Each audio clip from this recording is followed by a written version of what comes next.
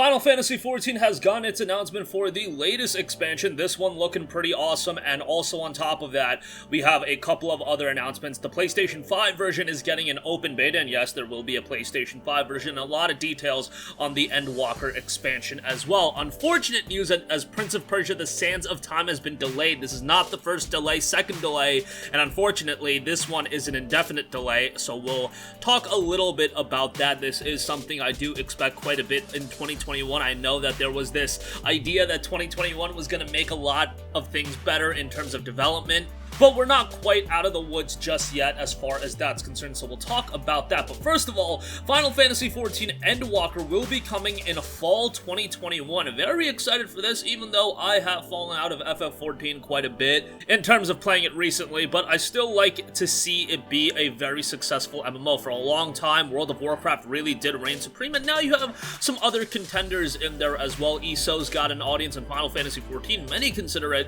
to be the best MMO on the market, and if we're talking about MMOs, it's the one that I really got into. I played a little bit of World of Warcraft, but I was actually able to delve into FF14 quite a bit. Nevertheless, scheduled to release fall 2021 for PC, PlayStation 5, PlayStation 4, and Mac, Endwalker is going to be featuring the climax of the story and a lot of new additions. We've got new jobs, a level cap increase from 80 to 90, expansive new areas, a new tribe, new threats including anima, new dungeons, new high difficulty raid in Pandemonium, secrets revealed in a new alliance and raid series, a new small-scale PvP mode, an additional trust system ally, a new residential district, updates to the Gold Saucer, relaxing fun in Island Sanctuary, new gear and crafting pieces, and expanded horizons as well.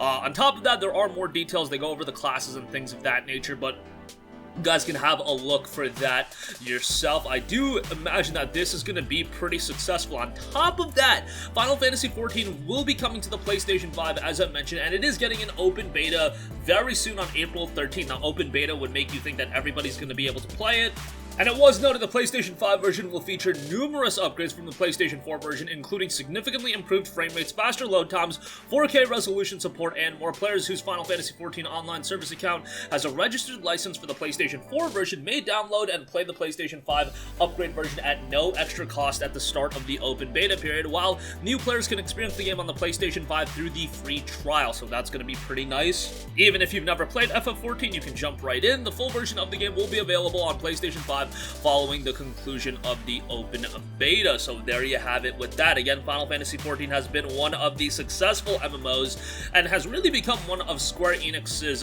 pillar projects in the sense of it's very popular, it's a good revenue stream because obviously there's a monthly subscription fee, and what they initially invested a lot of money in with the original Final Fantasy XIV, it would have been a shame if it just was a failure, got thrown to the wayside, and never anything amounted of it. But now with Endwalker and with all of the updates and expansions that have been released, it's good to see that Final Fantasy XIV is going to continue to be a core experience, and they're going to continue to be committed to it because this game has made one of the most remarkable comebacks a video game has ever made. I mean, there are other stories like this, like in No Man's Sky and what have you, but a lot of people wrote off Final Fantasy XIV when the pre-Realm Reborn version came out, so it's nice to see sometimes, you know, we get happy endings in video games, and things do turn around. Not everything is like an Anthem, or something that just stays a colossal train wreck, but it took a lot of years for Final Fantasy XIV to get to the spot that it is now, and where it's at is one of the most popular MMOs on the market. Okay, that's positive news. Now we gotta talk about some unfortunate news. Prince of Persia: The Sands of Time remake delayed to an unannounced date. So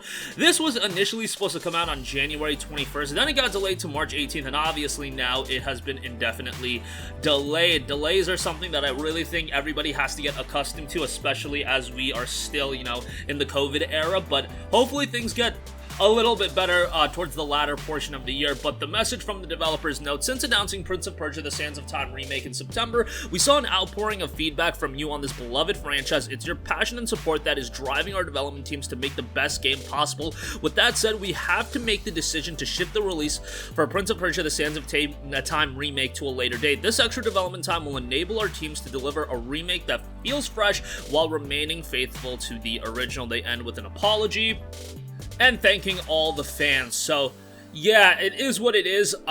This is a pretty big project though. Like, The Sands of Time is one of the most well-regarded games Ubisoft has put out, and Prince of Persia is a pretty iconic series, and if you're trying to make a comeback and you're trying to do it well, you know, it's probably the best to delay the game and then see where it goes from there. Unfortunately, as I mentioned, I do think this is going to be a thing we're going to see a lot out of gaming. That's why, you know, I talk a lot about the PlayStation 5 having a stacked exclusive lineup in 2021, and as of the recording of this video, yeah, it is pretty stacked, but I have my reservations on whether or not God of War, Final Fantasy 16, and Horizon are going to come out in 2021. I could see those games being delayed, at least 2 out of 3 of those, and Ratchet and Clank, still some uncertainty regarding that. Returnal, I think, will be this year. But outside of them, remember, we already have seen a couple of delays. Hogwarts has been delayed, and I don't think that this is going to be the last of them, especially with, you know, a game like God of War where all we saw was a logo for the game. Hey, and maybe I'll be wrong. I'll be super happy if I am wrong because I want to play all these great games this year, but as we've seen with Cyberpunk, I think a lot of people are going to see that as a case study and be like, alright, maybe we should just delay a game that's hotly anticipated instead of releasing something that is going to underwhelm people. Especially in the case of that game, promising a lot and then ultimately under-delivering. Nevertheless, hopefully Prince of Persia: The Sands of Time does come out in a solid state when it does drop on PlayStation 4, Xbox One, and PC later this year, I would imagine. But that's going to wrap up this one. Again, FF14 getting a major expansion, and Endwalker, that's going to be adding a lot of content. Game coming to the PlayStation 5, can't wait for that. And Prince of Persia: The Sands of Time, unfortunately seeing a delay, you know, to an uncertain date. That's a little bit worrying, but hopefully they are going to get this game ready, and, you know, they're going to deliver something of high quality, because the expectations on remakes these days are pretty high with stuff like Demon's Souls. But that's going to wrap up this one. Sound off with all of your thoughts in the comments section down below. Thank you for watching, and goodbye. Hey guys, we hope you enjoyed the video, and if you did, make sure to hit the subscribe button, and if you're already subscribed, do us a favor and hit the bell icon. This way you'll be notified whenever we post a new video. That's the best way to keep up with all of our uploads, and we usually try to upload 2 videos a day. And with the bell icon hit, you'll be notified whenever we do upload a video. As always, thanks for watching.